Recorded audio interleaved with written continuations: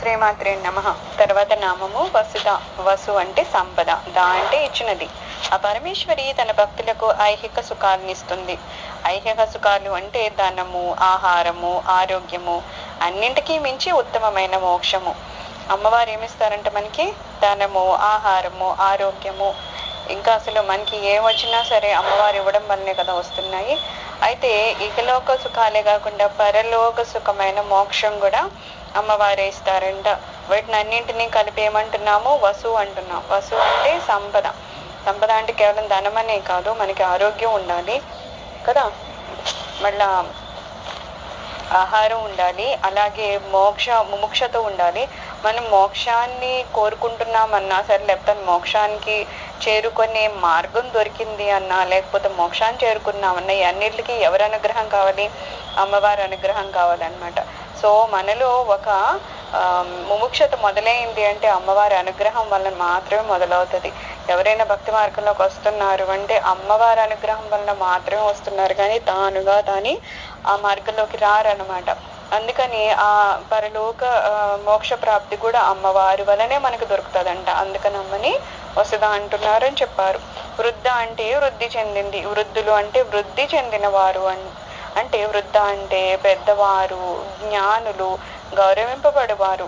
వృద్ధి చెందినది పరమేశ్వరి. సర్వజ్యేష్ఠురాలు, అందరికన్నా పెద్దది కాబట్టి విశ్వరూపంతో బాగా వృద్ధి పొంది ఉంది. అమ్మ సర్వజ్యేష్ఠురాలు కదా, అందరికన్నా పెద్దది కదా, అందుకని అమ్మ ఏమంటున్నారు? విశ్వరూపంతో బాగా వృద్ధి పొంది ఉందట. లోకాలను అభివృద్ధి పరిచింది. బ్రహ్మమే వృద్ధ అనబడుతూ ఉంటుంది. దేవి త్రిమూర్తులకు కూడా ముందే ఉంది, వారిని కూడా ఆమె సృష్టించింది కాబట్టి వృద్ధ అనబడుతుంది. వృద్ధ అంటే ఏంటట? వృద్ధి చెంది ఉందట. చాలా పెద్దవాళ్ళు అని, ప్రజ్ఞానులు అని, గౌరవింపబడే వాళ్ళని దాని మీనింగ్ అంట. ఏదో వృద్ధుల అంటే ఏదో ముసలి వాళ్ళనే కాదు, చాలా పెద్దవాళ్ళు అనమాట. అంటే జ్ఞానంలో చాలా ముందు ఉన్న వాళ్ళు అనమాట. అయితే ఇక్కడ ఏమంటున్నారు? త్రిమూర్తులను కూడా అమ్మవారి సృష్టించారంట. అంటే త్రిమూర్తులకు కన్నా ఇంకా పెద్దదనమాట అమ్మవారు. అందుకని అమ్మని ఇక్కడ ఏమంటున్నారు? వృద్ధ అంటున్నారు అని చెప్తున్నారు. బ్రహ్మాత్మేక స్వరూపిణి. బ్రహ్మ అంటే బ్రహ్మము, ఆత్మ అంటే ఆత్మ, ఐక్య అంటే ఒకటి అయిన స్వరూపిణి, స్వరూపంగా కలది. బ్రహ్మ ఆత్మ రెండూ ఒకటే అనే స్వరూపం కలది. బ్రహ్మమే తానైంది. మహావాక్యాలలో చెప్పినట్లుగా ప్రజ్ఞానం బ్రహ్మ, తత్వమసి, అహం బ్రహ్మాస్మి, అయమాత్మా బ్రహ్మ, ఇవి మహావాక్యాలు. వీటి యొక్క అర్థము ఆ పరబ్రహ్మ స్వరూపము నేనే, అహం బ్రహ్మాస్మి, నేనే ఆ పరబ్రహ్మను. ఈ విషయము తురీయానికి చేరితే తెలుస్తుంది. ఇదే అద్వైత సిద్ధాంతం, పరమేశ్వరి యొక్క రూపము. ఈ రకంగా పరమేశ్వరి తురీయ స్థితి రూపమైంది. అయితే ఇక్కడ ఏమంటున్నారు? బ్రహ్మ నేను ఒకటే అని లాగా ఆత్మ, బ్రహ్మ ఆత్మ ఒకటే అని చెప్పేసి అమ్మవారి స్థితి ఉంటుందంట.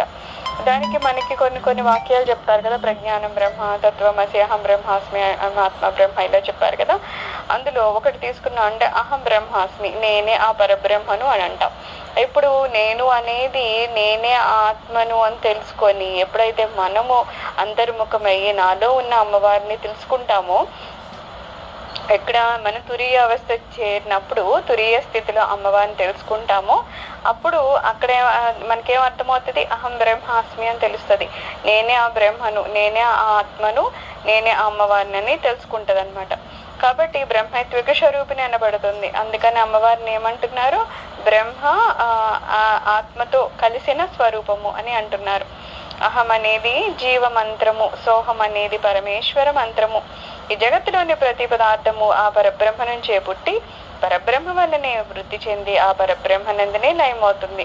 అందుకే ఆ దేవి బ్రహ్మాత్మైక స్వరూపిణి అనబడుతోంది. బ్రహ్మ వల్లనే సృష్టి స్థితి లయాలు జరుగుతున్నాయి కదా, అలాగా అన్ని బ్రహ్మ వల్లనే జరుగుతున్నాయి. కాబట్టి ఇక్కడ అమ్మవారిని ఏమంటున్నారు? బ్రహ్మాత్మైక స్వరూపిణి అని అంటున్నారు. పిపీలికాది బ్రహ్మ పర్యంతము, బ్రహ్మం మొదలు స్తంభము వరకు, శివాదిక్షితి పర్యంతము అంతా పరబ్రహ్మమయము. మనం ఒక చీమ దగ్గర నుంచి బ్రహ్మ వరకు, ఇంకా చిన్న సూక్ష్మం దగ్గర నుంచి బ్రహ్మ వరకు ఎవరైనా సృష్టించారు అదంటే ఎవరు? అమ్మవారే సృష్టించారు. సో ఇవన్నింటినీ నిండి ఎవరున్నారు? అమ్మవారే ఉన్నారు. అందుకని ఏమంటున్నారు? శివాది క్షితి పర్యంతము అంతా పరబ్రహ్మమయము అంటున్నారు. అందుకని అంతా శివుడిని తీసుకున్నా ఏం తీసుకున్నా అంతా పరబ్రహ్మమయం అంటే అమ్మవారిమయం అనమాట. లోకంలో స్థావరాలు అంటే కదలనివి, జంగమాలు అంటే కదిలేవి, ప్రాణం ఉన్నవి, ప్రాణం లేనివి, కొండలు, బండలు, చెట్లు, చేమలు, పశువులు, పక్షులు, కంటికి కనిపించేవి, కనబడినవి అన్ని కూడా పరమేశ్వర స్వరూపమే. కాబట్టి పరమేశ్వరి బ్రహ్మాత్మిక స్వరూపిణి అని అనబడుతోంది అంటున్నారు. మనం ఏమంటున్నాం, అంతటా అమ్మవారే ఉన్నారు అంటున్నాం కదా. విశ్వంలో అవి కనబడినా కనబడకపోయినా, అవి కదిలినా కదలకపోయినా అన్నిట్లో కూడా అమ్మవారు ఉన్నారు. కాబట్టి అమ్మని ఏమంటున్నామంట, బ్రహ్మాత్మిక స్వరూపిణి అంటున్నామంట. నెక్స్ట్ బృహతి. బృహత్ అంటే గొప్పది, గొప్పదానికన్నా గొప్పది. పరమేశ్వరి నామరూపాత్మకమైన జగత్తుకు మూల కారణమైంది. కారణం ఎప్పుడు కార్యము కన్నా గొప్పది. జగత్తు గొప్పది, జగత్తును సృష్టించిన వాడు ఇంకా గొప్పవాడు. అందుకని పరమేశ్వరి గొప్పదానికన్నా గొప్పది అంటుంది. బృహత్ అంటే ఏంటట, గొప్పది అని అర్థమంట. అయితే అమ్మకి ఈ పేరు ఎందుకు వచ్చింది అంటే, అసలు మామూలుగా జగత్తే గొప్ప కదా, ఈ విశ్వం ఉంది అంటే ఎంత గొప్పది, సృష్టింపబడిందంటే గొప్పది. మరి ఈ సృష్టి గొప్పదైనప్పుడు ఈ సృష్టిని చేసిన వాళ్ళు ఇంకెంత గొప్ప అంటే ఇంకా అంతకన్నా గొప్పవాళ్ళు. కాబట్టి అమ్మవారు చాలా గొప్పవాళ్ళు అని చెప్పడానికి బృహతి అని చెప్పబడుతుందట. నెక్స్ట్ బ్రాహ్మణి అంటే బ్రహ్మాణి అంటే బ్రాహ్మణ స్త్రీ స్వరూపిణి. బ్రాహ్మణుడు అంటే ఏ విషయమైనా మొగ్గ పువ్వులాగా విచ్చుకునే విధంగా విడమర్చి చెప్పే లక్షణం కలవాడు అని అర్థము. ఈ లక్షణాన్ని బ్రాహ్మణ లక్షణం అంటారు. ఈ కీలకమైన లక్షణం ఉన్నవాడే బ్రహ్మణ. ఆ కీలకమైన లక్షణాలు కలిగిన స్త్రీ బ్రాహ్మణి. బ్రహ్మణి బ్రాహ్మణ్ణి భార్య సుమంగళి. ఉదయం నిద్ర లేచిన దగ్గర నుంచి రాత్రి పడుకునే వరకు నియమ నిష్టలతో కాలం గడిపేవాడు బ్రాహ్మణుడు. అతని భార్య బ్రహ్మాణి. బ్రహ్మాణి దివ్య జ్ఞానము, తెల్లని పుష్పాలు ధరించింది. శివుడు బ్రాహ్మణుడు, అతని భార్య బ్రాహ్మణి. చందోగ్యంలో నువ్వు దేవతలకు బ్రాహ్మణుడవు, నేను మనుషులలో బ్రాహ్మణుడను అని చెప్పబడింది. పరమశివునికి బ్రాహ్మణత్వము చెప్పబడింది. బ్రాహ్మణత్వము అనేది కులం కాదు, సత్యాన్వేషణ బ్రహ్మజ్ఞానము. శ్రీచక్రంలో సుమంగళిని అర్చించడం అనేది ఆచారము. ఆమె బ్రాహ్మణి, సాక్షాత్తు పరమేశ్వరుని స్వరూపురాలు. అయితే ఇక్కడ ఏం చెప్తున్నారంట, బ్రాహ్మణి అంటే దివ్య జ్ఞానము, తెల్లని పుష్పాలు అమ్మవారు ధరించి ఉంచుతారట.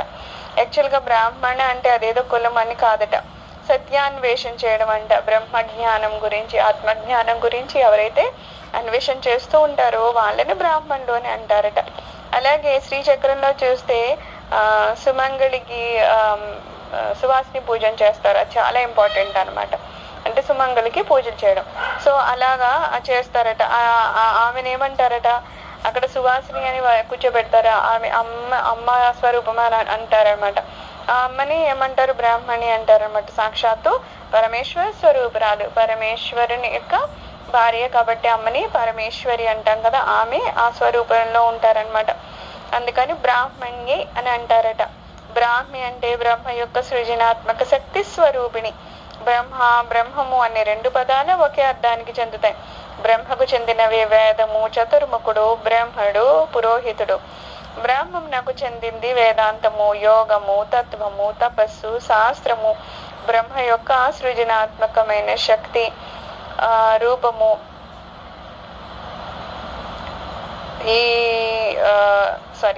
బ్రహ్మ యొక్క సృజనాత్మక శక్తి రూపంగా ఉండే సరస్వతీ దేవిని ఈ నామం సూచిస్తుంది. అవిద్యను మించిన జ్ఞానము కలది. ఉపనిషత్తుల్లో చెప్పినట్లుగా దేని వలన అయితే ఈ భూతజాలము అంతా ఉద్భవిస్తుందో, దేని వలనైతే వృద్ధి చెందుతుందో, దేని వలనైతే లయం చెందుతుందో అదే బ్రహ్మము. అట్టి బ్రహ్మ యొక్క శక్తి బ్రాహ్మి. ఆమె సరస్వతి. సప్తమాతృకలలో మొట్టమొదటిది. శుంభనిశుంభులతో యుద్ధం చేసిన ఈ శక్తి పరమేశ్వరికి అండగా నిలిచింది. సత్యము, నిత్యము, శాశ్వతము అయింది అంతా బ్రహ్మమే. బ్రహ్మ యొక్క సృజనాత్మకమైన శక్తి స్వరూపిణి. ఆమెను ఏమంటున్నారు, బ్రాహ్మి అంటున్నారు. బ్రాహ్మి అంటేనంట అమ్మవారికి ఉన్న శక్తుల్లో మొదటి శక్తి స్వరూపం అంట. అలాగే అమ్మ ఏం చేస్తారట, అవిద్యను అంటే అజ్ఞానాన్ని నాశనం చేసి అజ్ఞానాన్ని ఇస్తుందంట. అయితే దేని వల్లనైతే సృష్టి జరుగుతాదో, వృద్ధి చెందుతాదో, మళ్ళీ లయం చెందుతాదో ఆ చేసే అమ్మ, దాన్ని ఏమంటారు, బ్రహ్మం అంటారు. ఆ బ్రహ్మానికి ఉన్న శక్తిని ఏమంటారు, బ్రాహ్మి అంటారు. అందుకని ఇక్కడ అమ్మ పేరు బ్రాహ్మి అని చెప్పబడుతోందట. బ్రహ్మానంద అంటే బ్రహ్మ అంటే బ్రహ్మమే, ఆనంద అంటే ఆనందంగా కలది, గొప్ప ఆనందం కలది. ఆనందము వర్ణించడానివే కానిది, నిరతిశయ ఆనంద స్వరూపిణి. తైత్తిరీయంలో లోకంలోని సంపద అంతా యవ్వనవంతుడు, ఆరోగ్యవంతుడు, కర్మిశ్రీ, బలశాలి, వేదాంగ విశారదుడు అయిన బ్రాహ్మణుడు అనుభవించడానికే ఉన్నది. అటువంటి బ్రాహ్మణుడు అనుభవించే ఆనందము మానుషానందము.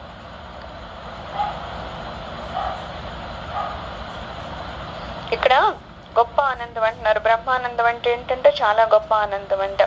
ఆ ఆనందాన్ని అంట మనం వర్ణించలేమట. ఆనంద స్వరూపిణి అమ్మవారంట. అయితే మామూలుగా తైత్తిరీయులలో లోకంలో సంపద అంటే యవ్వనమంతుడు, ఆరోగ్యము, కర్మిష్టి, బలశాలి, వేదాంగుడు ఆయన బ్రాహ్మణుడు అనుభవించడానికే ఉంటుంది. అయితే అటువంటి బ్రాహ్మణుడు అనుభవించే ఆనందము మనుష్యానందం. ఇలాంటివి చెబితే ఒక యవ్వనం ఉంది, ఆరోగ్యము, కర్మిష్టి, మంచి బాగా పని చేయగలడు, బలం ఉంది, వేదాంగతుడు, ఇలా ఇవన్నీ ఉన్నట్టు ఎంత మంచి క్వాలిటీస్. అలాంటి వాళ్ళు సహజంగా ఆనందంగా ఉంటారు. అంటే అసలు లోకంలో ఇంతకన్నా ఆనందమే ఉండదు అన్నట్టు ఉంటారు. దాన్ని ఏమంటాం? మనుషానందం అంటాం. దీనికన్నా 100 రెట్లు ఎక్కువ ఉంటే దాన్ని ఏమంటారట? గంధర్వ ఆనందం అంటారట. ఆ ఆనందానికి 100 రెట్లు ఎక్కువ ఉంటే దేవగంధర్వ ఆనందం అంటారట. దానికి ఇంకో 100 రెట్లు ఎక్కువైతే చిరలోక పితర ఆనందం అంటాం.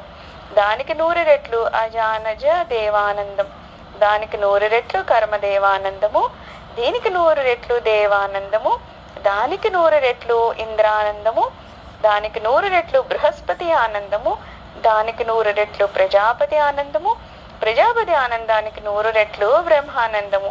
ఇటువంటి బ్రహ్మానందాన్ని పొందేది ఆ పరమేశ్వరి. ఏమంటున్నారు? ఇందాకేదో చెప్పామే, లోపల ఏవేవో సుఖాలు దొరికితే, ఏదో ఆనందం దొరికితే ఏదో అనుభవిస్తారంటే అది మనుషానందం అంట. అంటే మనం అనుభవించే ఆనందం చాలా తక్కువ అనమాట. దానికి కొన్ని వీళ్ళు చెప్తున్నారు కదా, ఇన్ని వందలు పెంచుకుంటూ వెళ్తున్నారు. అలాగా ఇంకా అంతకు మించి ఆనందం లేదు అనే ఒక స్థితి ఉంది చూడు. అలాంటి బ్రహ్మానందాన్ని అమ్మవారు అనుభవిస్తారట. అయితే ఇటువంటి బ్రహ్మానందాన్ని పొందేది ఆ పరమేశ్వరి. అన్నమయ, ప్రాణమయ, మనోమయ, విజ్ఞానమయ కోశాల నడుమ ఆనందమయ కోసమునందు ఉండి బ్రహ్మానందాన్ని అనుభవిస్తుంది. మనలోనే 5 రకాల కోశాలు ఉంటాయి కదా, అందులోనే ఆనందమయ కోసం అనేది ఉంటుంది. ఎప్పుడైతే మనము ఆ శుద్ధ చైతన్యాన్ని చేరుకుంటామో, అమ్మవారి ఆత్మ సాక్షాత్కారాన్ని పొందుతామో, అమ్మలో లీనమవుతామో, అప్పుడు మనకి కలిగే ఆనందం అనమాట. ఆ స్థితిలో ఎప్పుడూ అమ్మవారు ఉంటారట. మనకి ఏదో గురువు కృప వలనో, భగవంతుని అనుగ్రహం వలనో ఒకవేళ ఆ స్థితికి వెళ్ళి ఆ అమ్మవారిని కనుక చేరుకోగలిగితే అప్పుడు ఆనందం వస్తుంది. కానీ అమ్మవారు మాత్రం ఎప్పుడు ఆ బ్రహ్మానందాల్లో రమిస్తూ ఉంటారనమాట. అందుకని అమ్మవారిని ఏమంటున్నాం? బ్రహ్మానంది అంటున్నాం. నెక్స్ట్ బలిప్రియ. బలి అంటే అజ్ఞానాన్ని విడిచి అరిషట్ వర్గాలను జయించిన వాడు అని. బలిప్రియ అంటే ఇక్కడ ఏంటంటే అజ్ఞానాన్ని విడవమని చెప్పడం అనమాట. అందుకని అజ్ఞానాలు మనకుండా అరిషడ్ వర్గాలు ఉన్నాయి కదా, రాగ, ద్వేష, కామ, క్రోధ, మతమాశ్చర్యాలు ఉంటాయి కదా, ఇవన్నీ కనుక మనం వదిలేసి జ్ఞానాన్ని కనుక మనం పొందగలిగితే దాన్ని ఏమంటాం? బలిప్రియ అంటాం. అలాంటి వారి మీద ప్రీతి కలుగుతుంది అమ్మవారికి. కేవలము జ్ఞానులు, అరిషడ్వర్గాలు జయించిన వారు అంటే జితేంద్రియుడు కాబట్టి, జితేంద్రులైన జ్ఞానులపై ప్రీతి కలది కాబట్టి బలిప్రియ అనబడుతోంది. ప్రహ్లాదుని కుమారుడు విరోచనుడు, అతని కుమారుడు బలి. వేదాంగ విదుడు, ధర్మపరుడు, కానీ ఇంద్రుని పదభ్రష్టిని కావించాడు. విష్ణుమూర్తి వామనావతారాన్ని ఎత్తి ఈ బలిని పాతాళానికి పంపించాడు. ఆ బలి చక్రవర్తి యందు ప్రీతి కలది. అయితే మన బలి చక్రవర్తి స్టోరీ తెలుసు కదా. అతను ఇంకా వామనావతారంలో వచ్చిన అతను విష్ణుమూర్తి అని తెలిసిన తన రాజ్యాన్ని తను నాశనం చేయడానికి వచ్చాడని చెప్పినా సరే, వాళ్ళ గురువులు చెప్పినా సరే, లేదు అడుగుతుంది విష్ణువు కాబట్టి నేను ఇస్తానని చెప్పేసి ఆయన మొత్తం తన సర్వస్వాన్ని ఇచ్చాడు. కాబట్టి అలాంటి వ్యక్తి అంటే అమ్మవారికి చాలా ప్రీతి అట. పూజాకాలంలో నివేదన చేయడం జరుగుతుంది. అటువంటి నివేదనలందు ప్రీతి కలది. నివేదన చేసే ఏ పదార్థాన్నైనా సరే బలి అని అంటారు. అయితే అరిషడ్వర్గాలను వదిలివేయడమే ముఖ్యమైన బలి. అయితే మనం ఏవో పదార్థాలు అమ్మకి నివేదన చేస్తూ ఉంటాం, ఏదో పెడుతూ ఉంటాం కదా, ఏదో ప్రసాదాల కింద అవి ఇవి పెడతాం. అలా నివేదన చేయడము ఓకే, ఇవన్నీ ఇస్తే అమ్మ ఇష్టపడతారు, ప్రీతి చెందుతారు. కానీ మనం ఒకవేళ మన అరిషడ్వాదాన్ని అంటే మన జితేంద్రియాలు కనుక మనం నెగ్గితే కనుక ఆ బలి అంటే అమ్మకి ఇష్టం అంట. మనలో ఉన్న అహంకారం అవన్నీ మనం వదిలేస్తే అప్పుడు అమ్మవారు ఇష్టపడతారట. ఇదే కాకుండా పూజల్లోనూ, హోమం దగ్గర, ఊరేగింపు సమయాల్లోనూ, పూజాంతమునందు ఈ విధంగా దేవతలకు బలి సమర్పణ చేస్తారు. నవరాత్రుల్లో అమ్మవారికి జంతు బలి ఇవ్వవచ్చును అని దేవి భాగవతం చెప్తోంది. దీనికోసం కోడి, పంది, ఎనుబోతులు శ్రేష్టమైనవి. వీటి యందు ప్రీతి కలది కాబట్టి బలి ప్రియ అనబడుతుంది. అంటే వామాచారంలో కొన్ని ఉంటాయి, కొన్నిటిలోనే అందరూ ఇలాగ ఏమి బలులు చేయరు. కొన్ని శాస్త్రాల్లో అలాంటివి ఉంటాయి కాబట్టి అమ్మ కోడి అది కోరుతారేమో కొన్ని శాస్త్రాల ప్రకారం. అది కూడా బలి కదా, జంతు బలి, అది కూడా అమ్మవారు ఇష్టపడతారట. కొన్ని దాని గురించి చెప్తున్నారు. ఇంకో రకంగా ఉంటది. బ్రాహ్మణుడేమో గుమ్మడి పండును, క్షత్రియుడేమో చెరుకు గడను, వైశ్యుడేమో శ్రీఫలాన్ని అంటే మారేడు పండును, శూద్రుడు కొబ్బరికాయను పరమేశ్వరికి నివేదంగా సమర్పిస్తారు. వాటి వలన దేవి ప్రీతి చెందుతుంది. ఇందాక అందరు చెప్పినట్టు అందరూ ఏమి కోడిళ్ళు అవన్నీ కోసి ఇవ్వాల్సిన అవసరం లేదు. మనం దీన్ని బట్టి ఏమన్నా గుమ్మడి పండునో, చెరుకు గడ, మారేడు పండు, లేకపోతే కొబ్బరికాయను, యూజువల్లీ మనం అందరూ కొబ్బరికాయని అందుకని సమర్పిస్తాం అన్నమాట. అది బలి ఇవ్వడం అన్నమాట. కొబ్బరికాయని ఇవ్వడము, బలి ఇవ్వడం అంటే మనలో ఉన్న అహంకారాన్ని, అర్షడ్ వర్గాలన్నీ అక్కడ మనం ముక్కలు చేసేసి అమ్మవారి దగ్గర నాకు ఇంకా అహంకారం లేకుండా నీ కాళ్ళని పట్టుకుంటున్నానమ్మా అని చెప్పడం అనమాట. అసలు దాని ముఖ్య ఉద్దేశం అది. అది పట్టుకోకుండా మనం ఏదో కొబ్బరికాయ కొడుతున్నాం అని అనుకుంటున్నాం, అది కాదనమాట. సో బలిప్రియ అంటే మనలో ఉన్న అహంకారాన్ని మనం బలి చేయడం, దాన్ని తీసి పడేసి అహంకారాన్ని ముక్కలు చేసేసి దాని పక్కన పెట్టి అమ్మవారి దగ్గర వాళ్ళ కాళ్ళను పట్టుకోవడం అనమాట. బలి నివేదన ద్రవ్యాలందు ప్రీతి కలది. అమ్మవారికి ఆత్మ సమర్పణ భావంతో ఏ ద్రవ్యాన్నైనా సమర్పిస్తే దాన్ని చాలా ప్రీతిగా అమ్మవారు గ్రహించి అనుగ్రహిస్తుంది. ఈ ద్రవ్యాలను నివేదనగా సమర్పించడంలో ఎవరి పద్ధతులు వాళ్ళకి ఉంటూ ఉంటాయి. అయితే ఏం చెప్తున్నారు, అందరూ ఒకలాగా ఇవ్వరని చెప్పారు కదా. సో ఏం చెప్తున్నారు, ఎవరి పద్ధతుల్లో వాళ్ళకి ఇస్తూ ఉంటారట. అయితే అవి వారి వారి సంస్కారం బట్టి, పారంపర్యంగా వస్తున్న ఆచార వ్యవహారాన్ని బట్టి ఉంటాయి.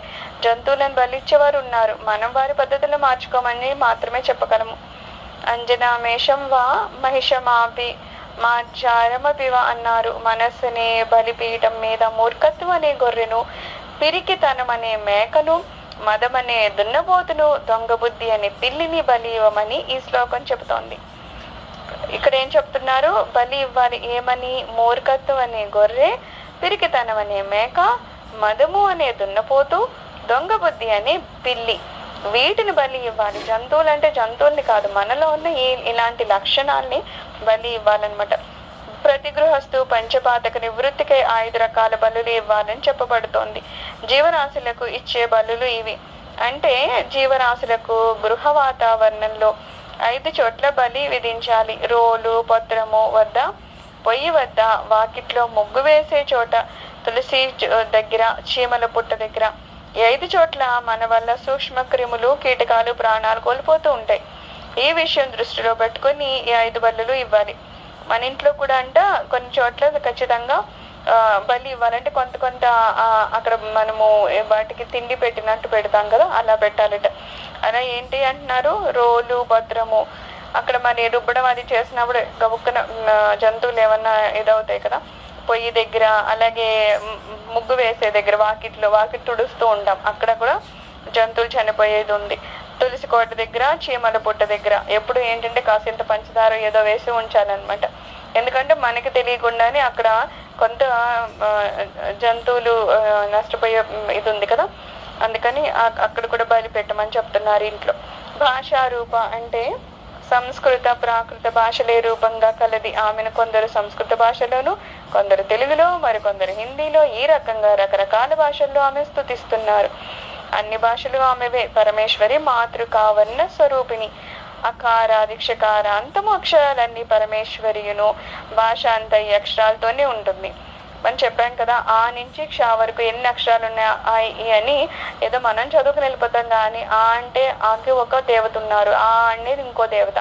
అలాగే క్షాక్షరం వరకు ఎన్ని అక్షరాలు ఉన్నాయో అంతమంది అక్షర దేవతలు ఉన్నారనమాట, వాగ్దేవతలు ఉన్నారు. ఆ దేవతలందరూ మళ్ళీ ఎవరు అంటే వాళ్ళందరూ అమ్మలోంచి వచ్చారు. సో అమ్మవారి స్వరూపాలు అవన్నీ. అందుకని ఏమంటున్నారు, అమ్మ ఏ భాషలో ఉన్నా సరే అమ్మ స్వరూపమే అంటున్నారు. ఏదో తెలుగు గొప్ప, హిందీ గొప్ప, ఇంగ్లీష్ గొప్ప అని ఏం లేదు. ప్రతి భాషకి ఆ అక్షరాలు ఉన్నాయి. ఆ అక్షరాలు కూడా అమ్మ నుంచే వచ్చాయి. కాబట్టి ఏ భాష గొప్పనేం లేదు. అన్ని భాషలు అమ్మవారి స్వరూపాలే అని చెప్తున్నారు. భాషలు ఎందు భేదం ఉన్నప్పటికీ వాటి ఉపయోగం ఒకటే. పరమేశ్వరికి భాషా భేదం లేదు. అన్ని భాషల రూపము ఆమె. అందుకే భాషారూప అనబడుతోంది. అందుకని మనకి ఏదో భాషల భేదం ఉంటుందేమో కానీ అమ్మకు ఉందా అంటే అమ్మకు అలాంటి ఏ భేదము ఉండదట. అందుకని అమ్మని ఏమంటున్నారంట, భాషారూప అని అంటున్నారట. బృహత్ సేన అంటే బృహత్ గొప్పదైన, సేన సేన కలది అంటే అపారమైన చతురంగ బలాలు కలది, సేనా సమూహం కలది. సంకల్ప మాత్రం చేతని సేనలను ఆవిర్భింప చేస్తుంది. పరమేశ్వరి వేదమాత. వేద మంత్రాలన్నీ పరివారమే ఆమెను స్తుతి చేస్తాయి. దేవి భాగవతంలో చతుర్వేదాలు రూపుదాల్చి ఆ పరమేశ్వరిని స్తుతి చేస్తున్నాయి. సప్తకోటి మంత్రాలు ఆమెను ఆమ్నాయ దేవతల రూపంలో స్తుతిస్తున్నాయి అని చెప్పబడింది. కాబట్టి పరమేశ్వరి అనంత సేనా వాహిని కలది. అందుచేత బృహత్ సేన అనబడుతుంది. అమ్మకట అపారమైన సేన ఉంటుందంట. చతురంగ బలాలు అమ్మ దగ్గర ఉంటాయట. పరమేశ్వరి వేదమాత. వేద మంత్రాలు అన్ని ఒక కుటుంబంలాగా అయితే ఆమెను స్తుతి చేస్తూ ఉంటాయట. దేవి భాగవతంలో చతుర్వేదాలు రూపుదాల్చి ఆ పరమేశ్వరిని స్తుతి చేస్తున్నాయి. స్వయంగా ఆ వేదాలు అవే రూపుదాల్చి, వేదాలే ఆ దేవతా రూపాలను దాల్చి అమ్మవారిని స్తుతిస్తున్నాయంట. స్వయంగా స్తుతిస్తాయన్నమాట. అలాగే సప్తకోటి మంత్రాలు అంటే 7 కోట్ల మంత్రాలు ఆమ్నాయ దేవతల రూపంలో స్థితిస్తున్నాయి ఆమెను. అందుకని ఆ కోటి మంత్రాలు కూడా రూపాలు దాల్చి అమ్మవారిని స్తుతిస్తున్నాయంట. అందుకని అమ్మని ఏమంటున్నారు, అనంత సేనా వాహిని కలది అంటున్నారు. చాలా సేన కలిగి ఉంటారు కాబట్టి బృహత్ సేన అని చెప్తున్నారట. భావాభావ వివర్జిత. భావ అంటే ఉండడము, అభావ అంటే ఉండకపోవడం. వివర్జిత అంటే విడువబడింది. దానికి సంబంధం లేకుండా అమ్మవారు ఉంటారు. ఉన్నారా లేదా అని కూడా డిఫరెన్స్ ఏమి ఉండదు. అమ్మ ఉంటారు, లేని స్థితి ఉంది, ఉన్న స్థితి ఉంటుంది. 2 రకాలుగా ఉంటారు కదా. ఉండకుండా ఉండడం ఏంటి, అది కూడా ఒక స్థితేనా అనిపించవచ్చు. అవును, అది కూడా ఒక స్థితే అని చెప్తున్నారు. ఆ ఉండకుండా ఉండే స్థితి అంటే అభావము. ఒక రకం కాదు, 4 రకాలుగా కూడా ఉంటుందని కూడా తార్కికులు చెప్తున్నారు. వారి పేర్లు ఫ్రాక్ ప్లస్ అభావం, ప్రాగ్భావము, ధ్వంస ప్లస్ అభావం, ధ్వంసాభావము, అన్యోన్య ప్లస్ అభావము, అన్యోన్యాభావము, అత్యంత ప్లస్ అభావము, అత్యంతాభావము. ఒక వస్తువు తయారు కాక పూర్వము ఆ వస్తువు ఉండని స్థితిని దాని ప్రాగభాగం అంటారు. ఒక వస్తువు ఉంది అంటే అది ఎప్పుడు ఉంటుందా, లేదు, ఏదో ఒక టైంలో తయారు చేయబడింది అంటే దాని ముందు ఆ వస్తువు లేదు. ఆ ముందు లేని ఆ సమయాన్ని లేని దాన్ని ఏమంటారట, ప్రాగభాగం అంటారట. ఒక వస్తువు పూర్తిగా నాశనమైపోయిన తర్వాత ఆ వస్తువు ఉందనే స్థితిని దాని ధ్వంసాభావం అంటారు. అయితే ఆ వస్తువు తయారైంది, ఏదో అయ్యి కొంతకాలం తర్వాత అది పూర్తిగా ధ్వంసం అయిపోయింది, ఇంకా లేదనమాట, పోయింది స్థితికి. అప్పుడే దాన్ని ఏమంటారంట, ధ్వంసాభావం అంటారట. ఒక వస్తువు ఇంకో వస్తువు లాగా ఉండలేని స్థితి అన్యోన్య భావము. అయితే ఒక వస్తువు ఉందంటే అది దానిలాగానే ప్రవర్తిస్తుంది కదా. ఇంకో వస్తువు లాగా మారాలి అంటే అది కష్టం, అలా మారదు. అలాగా వేరేలాగా అవ్వకపోవడాన్ని ఏమంటారట, అన్యోన్య భావం అంటారట. గొడ్రాలి బిడ్డాలి అంటే అసలు ఉండటానికి అవకాశం లేని ఆ వస్తువు స్థితిని అత్యంతాభావం అంటారు. గొడ్రాలి బిడ్డ అనగలమా? బిడ్డలు ఉన్నారంటే గొడ్రాలు కాదని, గొడ్రాలు అన్నారు అంటే బిడ్డ లేదని. సో గొడ్రాలి బిడ్డ అనేది ఏమన్నా అసలు కరెక్ట్ గా అన్న వర్డ్ కాదు కదా. అలాగా ఎటువంటి అవకాశం లేని ఏదన్నా ఒక వస్తువు ఉందంటే దాన్ని ఏమంటామంట, అత్యంతాభావం అంటామంట. అలాగే ఇక్కడ 4 రకాల భావాలు ఉన్నాయట. ఈ భావాన్ని సూచించే ఉండడము, ఉండకపోవడము, క్రింద ఉండే వారికి గాని పైనుంచి చూసే వారికి గాని అర్ధరాహిత్యంగా అనిపిస్తాయి. భావ స్థితులకు అతీతమైంది అని ఈ నామానికి అర్థము. అయితే ఇలాగ ఇది ఉంటది, ఇది ఉండదు అని ఇలా వీటన్నిటికి చెప్పాం. కానీ అమ్మవారు ఇలాంటి దేనికన్నా సంబంధించి ఉంటారా? ఏం ఉండదు కదా. అమ్మవారు ఎప్పుడైనా ఎక్కడైనా ఎలా అయినా ఉంటారు. సో దీనికి అతీతంగా ఉన్నారనమాట. ఉన్నాను, లేదు, ఉంటారు, ఉండరు, అలా ఏం సంబంధం లేకుండా దీనికి అతీతంగా ఉంటారు. కాబట్టి అమ్మనేమన్నామంట, భావ వివర్జిత అని అంటారట. సుఖారాజ్య అంటే సుఖంగా ఆరాధింపబడతారు అని. హైరాణ పడకుండా పెద్ద ఎత్తులో పూజాదిక ద్రవ్యాలు ఇతర బాహ్య టోపాలు కూడా అవసరం లేకుండా మానసికంగా భావన మాత్రంగా అంతరంగ విధానంలో హాయిగా ఆరాధించిన ఆనందపడి అమ్మవారు అనుగ్రహిస్తారు. ఇక్కడ ఏం చెప్తున్నారు, పెద్ద పెద్ద హంగామాలు ఏం చేసేయక్కర్లేదు. ఆ ద్రవ్యాలు ఈ ద్రవ్యాలు కొన్ని వేసి అక్కడ పెట్టి హడావడి చేసేసి వాళ్ళకి వీళ్ళకి పిలిచేసి ఇవేం చేయక్కర్లేదు అంటున్నారు. కేవలం హాయిగా కూర్చొని భావన మాతృకంగా మనం నెమ్మదిగా కూడా అమ్మవారిని ఆరాధిస్తే అమ్మవారు ఆనందపడతారంట, అనుగ్రహిస్తారు కూడానంట. అలాగే ఆవిడకి కావాల్సింది త్రికరణ శుద్ధి, ఆత్మ సమర్పణ బుద్ధి, అంతేగాని ఆడంబరాలు ఆర్భాటాలు కాదు. ఏమంటున్నారు ఇక్కడ, మనం త్రికరణ శుద్ధిగా అక్కడ పూజ చేయాలి. కళ్ళు మోసుకొని మన బుద్ధిని అక్కడే పెట్టుకొని మనసు అక్కడే పెట్టుకొని వాకు కర్మ క్రియ అన్ని అక్కడే పెట్టుకున్నామంటే అప్పుడు అమ్మవారు ఆనందిస్తారు. తప్పితే ఆర్భాటాలు చేసేసి ఇంత డెకరేషన్స్ చేసాము, ఇంతమందిని పిలిచాము, ఏదో ఇంత పెద్ద పట్టు చీరలు కట్టుకుని ఇవన్నీ చేస్తుంటే అవి మనకి ఏమన్నా గొప్ప అనిపిస్తుందేమో కానీ అమ్మకి అస్సలు అవి నచ్చవు అనమాట. సో అవన్నీ అవసరం లేదు. నిజంగా అమ్మను పొందాలనుకునే వాళ్ళు ఏం చేయమంటున్నారు, మీరేం ద్రవ్యాలని పెట్టక్కర్లేదు, హంగులు ఇవన్నీ చేయాల్సిన అవసరం లేదు, ఆర్భాటాలు అవన్నీ చేయాల్సిన అవసరం లేదు. కేవలం అలా నిశ్చింతగా కూర్చొని నిశ్చలంగా కూర్చొని మనసు బుద్ధి కర్మ అన్ని అక్కడే పెట్టి చేస్తే అప్పుడు అమ్మవారు ఆనందిస్తారు. మనకి అమ్మ అనుగ్రహం కూడా దొరుకుతుందని చెప్తున్నారు. ఆవిడకి కావాల్సింది త్రికరణ శుద్ధి మాత్రమే. అందుకని అమ్మనేమంటున్నాము, సుఖారాధ్య, సుఖంగా అమ్మని ఆరాధించవచ్చు. శుభకరి అంటున్నారు, అంటే శుభాలను చేసేది, పుణ్యం చేసేది, అంటే భక్తులకు ఎల్లవేళలి అందు కూడా మంచినే చేస్తారు, సకల శుభాలను మంగళకరాలను చేస్తుంది, అత్యంత శుభకరమైన మోక్షాన్ని ప్రసాదించేది. దేవి భాగవత శ్రవణ ఫలాన్ని వివరిస్తూ అపుత్రో లభతే పుత్రాన్ అర్ధాతి అర్ధమాప్నుయాత్ విద్యా ప్రాప్నుయాత్ విద్యాం కీర్తి మండిత భూతన అంటున్నాం కదా. అంటే సంతానహీనులకు సంతానం కలుగుతాది, ధనహీనులకు సంపద కలుగుతాది, విద్యార్థులకు విద్య వచ్చి ఎనలేని కీర్తి కలుగుతాది. ఈ రకంగా పరమేశ్వరుని అర్చించిన వారికి విద్య, అర్థము, సంతానము, వివాహము, ఆయుష్, ఆరోగ్యము, ఎవరికి ఏది కావాలంటే అదే లభిస్తుంది. అందుచేతనే ఆమె శుభకరి అనబడుతోంది. అమ్మని ఏది అడిగితే అమ్మ అదే ఇస్తారట. మనం మామూలుగా ఇక్కడ ఏం కావాలో అది అడిగి ఆఖరికి మనం మోక్షాన్ని కోరుకున్నా సరే అమ్మ మోక్షాన్ని కూడా మనకిస్తారు. కాబట్టి అమ్మ ఏమంటున్నారు, అమ్మ ఎప్పుడు మనకి శుభాలని కలిగిస్తారట. అందుకని శుభకర్తే అని అంటున్నాము. శోభన సులభాగతి అంటే శోభనములైన వాటికి అంటే పురుషార్థాలకు పొందడానికి సులభమైన మార్గమైంది అంటున్నారు. శుభాలనిచ్చే పరమేశ్వరుడు తన భక్తులచే సులభంగా పొందబడుతుంది. చతుర్విధ పురుషార్థాలు అంటే ధర్మ అర్థ కామ మోక్షాలు, వీటన్నిటినీ కూడా తన భక్తులకు సమర్పించేది, తన భక్తుల యొక్క కోరికలు తేలిగ్గా తీర్చేది, ఏ విధమైన శ్రమ లేకుండా అతి తేలిగ్గా ఉపాసింపదగినది, అర్చించినంత మాత్రం చేతనే ఫలితాన్ని ఇచ్చేది. ఆసానాం పూరకం చక్రం అర్చకానా మహర్నిశం, సాధకుడు పొందదగిన గతులలో ఏ దేవియే ఉత్తమ గతి. అంటే పరమేశ్వరి సాయుధ్యము, ఆమెలో ఐక్యమే ఉత్తమోత్తమైన గతి. అంతకన్నా ఎక్కువ అనేది లేనే లేదు. మానవుల చేతనే కాకుండా దేవతల చేత కూడా ఆరాధింపబడి తేలిగ్గా పొందదగిన అమ్మవారు కరుణామృతమూర్తి. ఈ నామాన్ని రెండుగా విభజిస్తాము. ఒకటి శోభన, రెండు సులభ. శోభనాగతి అంటే శుభాన్ని కలుగజేస్తుంది, మంగళకరమైంది, మంగళప్రదమైంది, సర్వమంగళ, భక్తులకు సదా శుభం జరిగేటట్లు చూస్తుంది. శోభన అనేది గతంలో ఇంకొక నామంలో అంటే శోభనాసుర నాయక అనే దగ్గర కూడా మనం చెప్పుకున్నామంట. అమ్మవారికి శోభన అనే విశేషము. సుముఖి నలిని శోభనాసుర నాయక, శోభనా సులభాగతి, సుహాసిన్యచ్చన ప్రీత శోభన శుద్ధ మానస. ఈ మూడు చోట్ల కూడా ఆ పరమేశ్వరి మంగళప్రదాయిని అని చెప్పడం జరుగుతోంది.